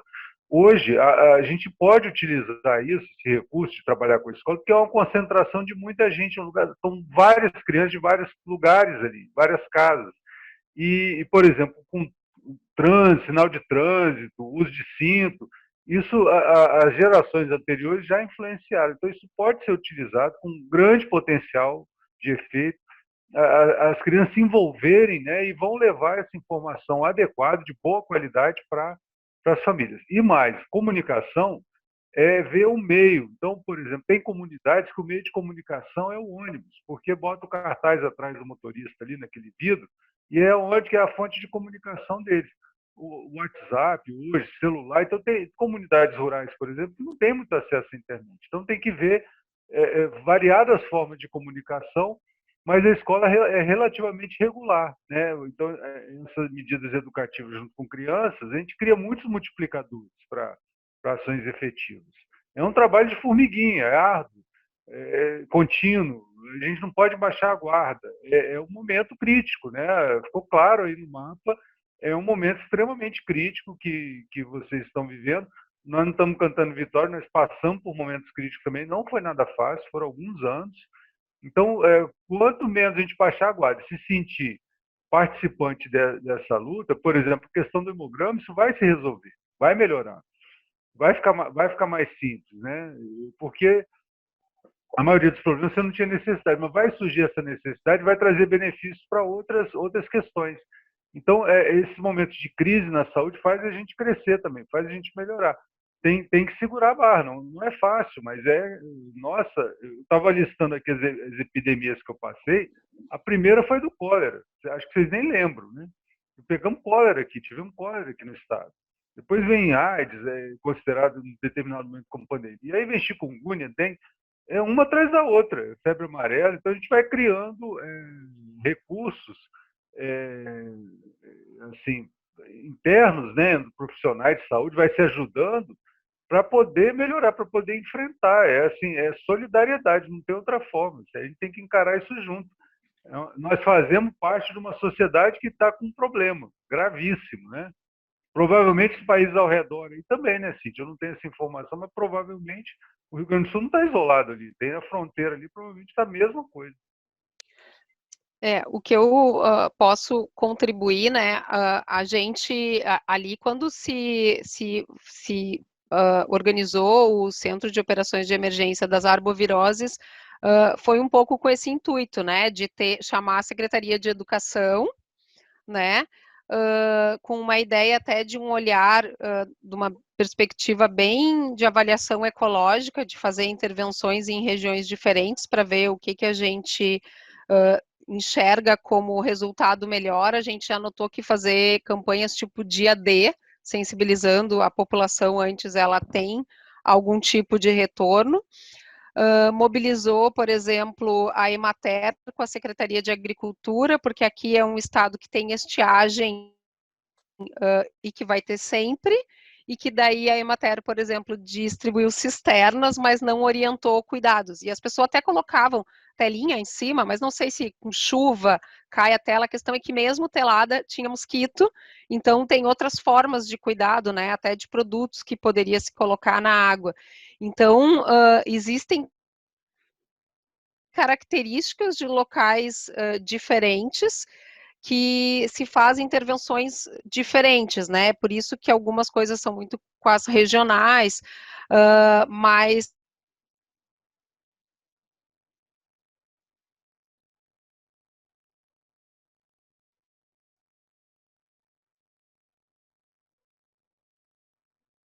lembrando do tempo do Zika, quando a gente tinha que dizer, olha, então a senhora vai lá e retira o pote, porque a pessoa não entendia aquilo como parte da atividade dela como cidadã.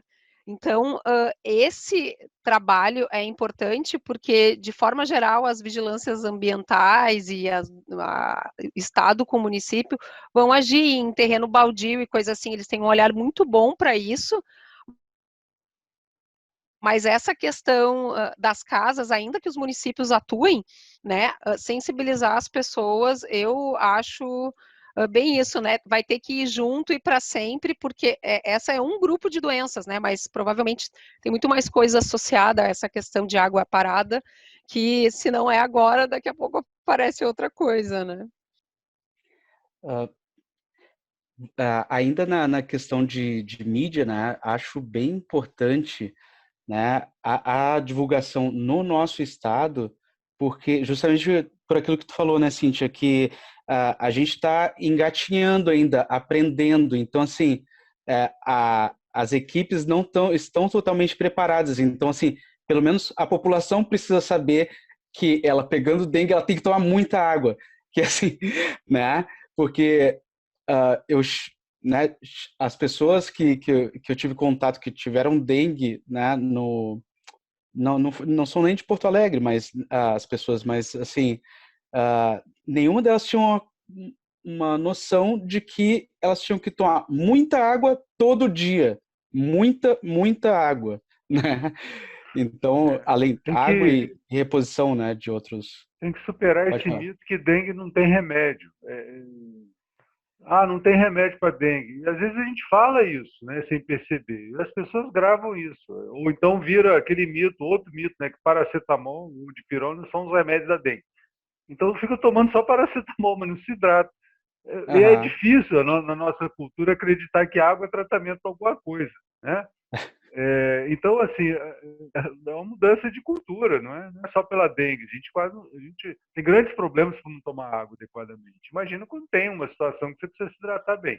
Então, tem que falar isso. Evita essas frases. Então, a gente cria atrogenia, não é só dando remédio de exame errado, não, falando besteira, falando coisa errada. A gente fala assim, realmente não tem tratamento. Poxa, isso aí é um desastre, porque para mudar isso se espalha igual fogo em palha seca, né? sai falando na comunidade que acabou. Pegou dengue, já era, não tem remédio. E tem que falar que tem, né? A hidratação melhora todos os problemas causados pela dengue. Então, a gente tem que transmitir essa mensagem de uma forma adequada. E a importância do veículo de comunicação, né? Assim, pessoal, eu fiz mestrado em educação, né? Então eu tenho horror à pedagogia do medo, mas às vezes ela funciona, né?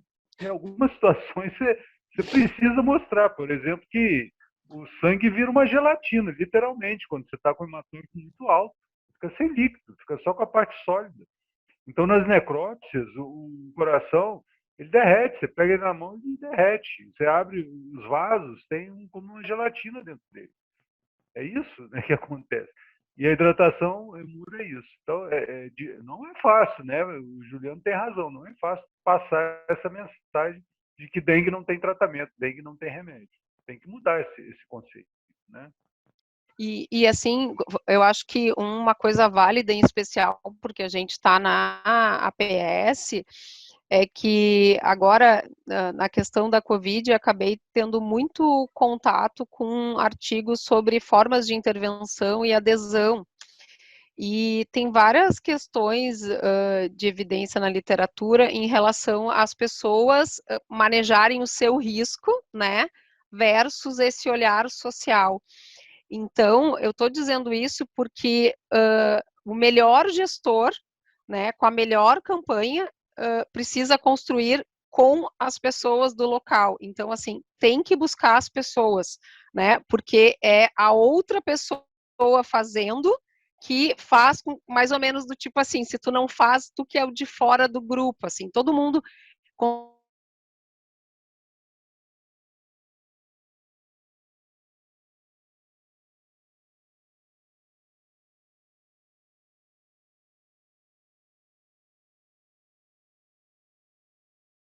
consegue ver isso em SOAS, né, para ter esse olhar faz diferença, né, de que elas entendam e que a própria sociedade, digamos assim, se autovigie. Então, a gente precisa ir sensibilizando para esse tipo de situação, assim como se paga, sei lá, aqui, Petrópolis, tu tem um segurança, manter o jardim limpo faz parte do bom cuidado, assim, né, do top. Então, a gente tem que exercitar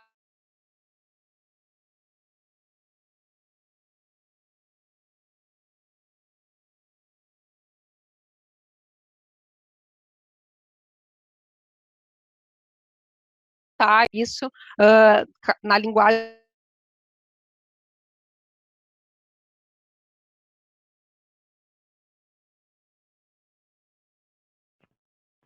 Juliano, deixa eu aproveitar, já que você tocou na questão sim. das sugestões, eu diria que no Congresso vai ter que tratar esse tema, sem dúvida, né? Não estou nem colocando isso, mas talvez oficinas, ou até a própria Associação Gaúcha, né? Trazer, te falou, eu diria até que superficialmente sobre hidratação.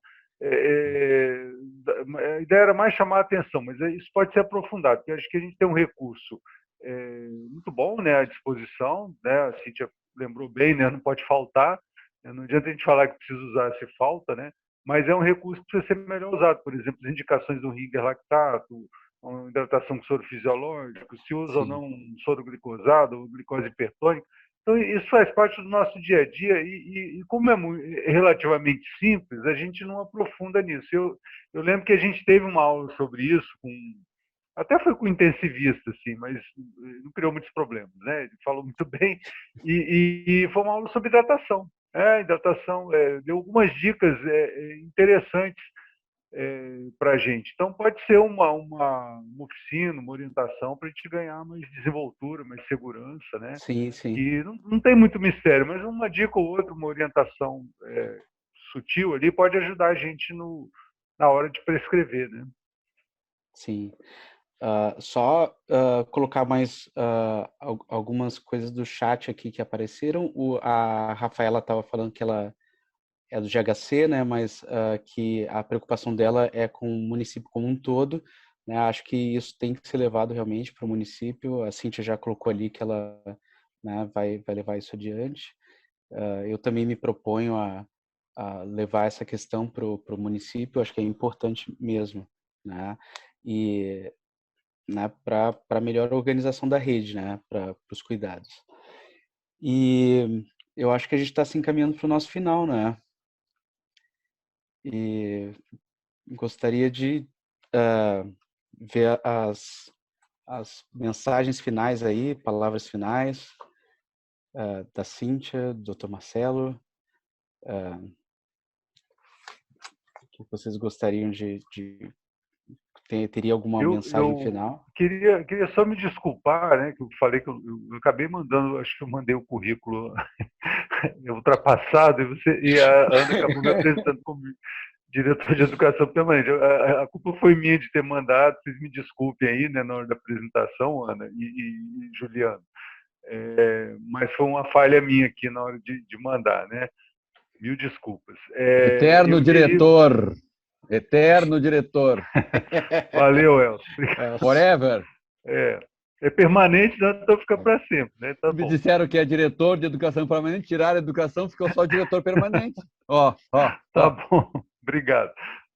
Então, a mensagem final, eu vi que, eu fiquei feliz, que eu acho que esses mapas aí de monitoramento, eles ajudam muito a gente, parece que são coisas distantes, mas ajudam muita gente no raciocínio clínico, esses mapas que a Cíntia mostrou, ajuda até a gente ter uma ideia do que está acontecendo. Não deixe de olhar, eu tinha como hábito, no caso da Covid, olhar todo dia de manhã, né, antes de começar minhas atividades, sempre dar uma olhada como rotina, assim, né? Pô, como é que está a situação hoje, né?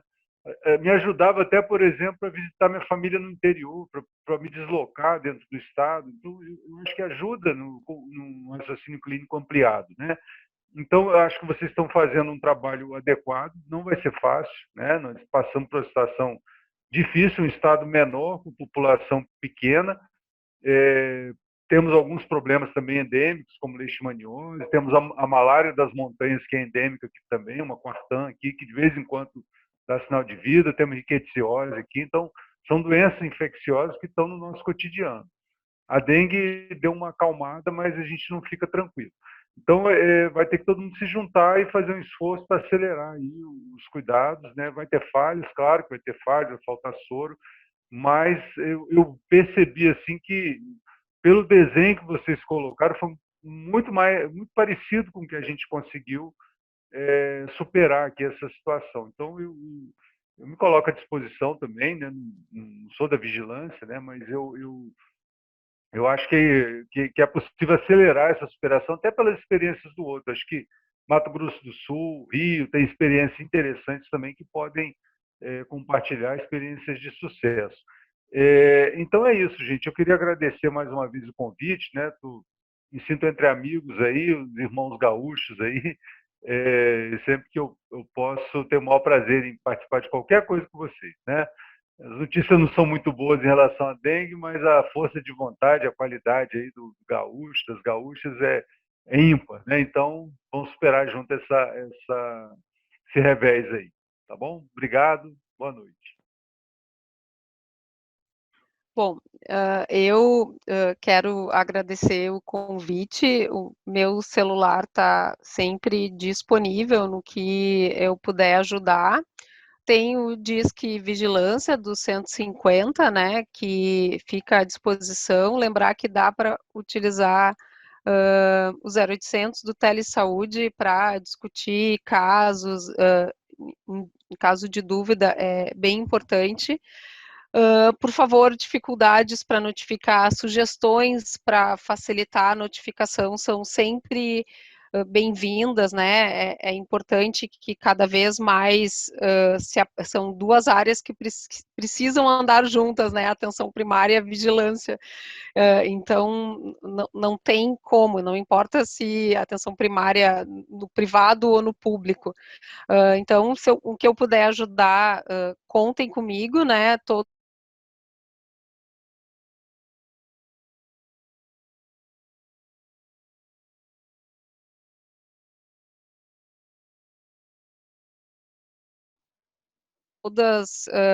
canais de comunicação, a gente tenta colocar na rua. Então, contem comigo porque precisar, estou sempre à disposição.